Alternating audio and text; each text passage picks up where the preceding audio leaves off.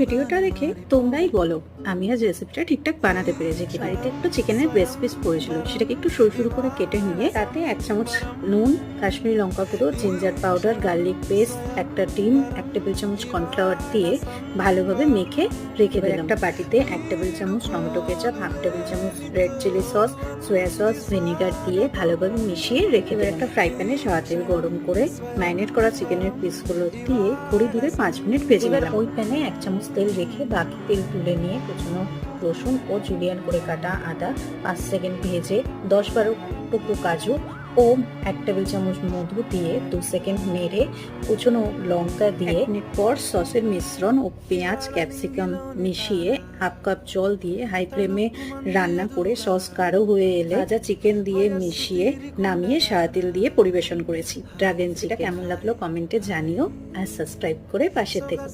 ভিডিওটা দেখে